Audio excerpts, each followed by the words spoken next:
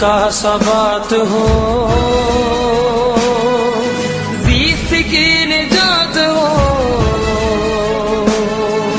قوم کی حیات ہو، اے شہید و تم وفا کی کائنات ہو، اے شہید و تم حیات ہو، اے شہید و تم وفا کی کائنات ہو، اے شہید و تم حیات ہو، اے شہید و تم وفا کی کائنات ہو۔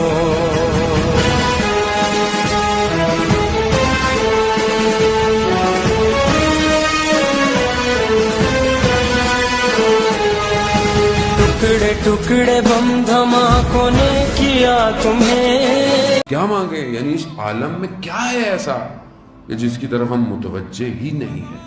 تو عزیزان محترم، ہم بہت ساری، میں اپنی بات کروں، خدا آپ کو خدا نخواستہ نہیں کہہ رہا، بہت ساری لذتوں سے محروم ہیں جو اس کائنات کے اندر ہے۔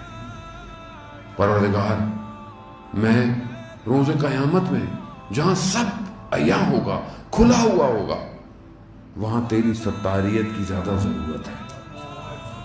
یہاں تو تم نے میرے عیبوں پہ پردے چھپائے ہوئے ہیں نا، یہاں تو کسی کو نہیں پتا میں اندر سے کیا ہوں، یہاں تو نے چھپایا ہوا ہے، لیکن قیامت میں کہ جہاں سب کھلا ہوا ہوگا، اعضا خود گفتگو کریں گے، وہاں مجھے تیری ستاریت کی چھپانے کی زیادہ ضرورت ہے۔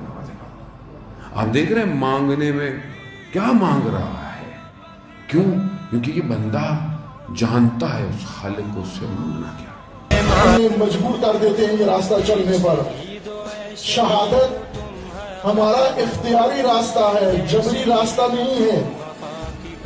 شہادت قرآن کا راستہ ہے، اللہ کا راستہ ہے۔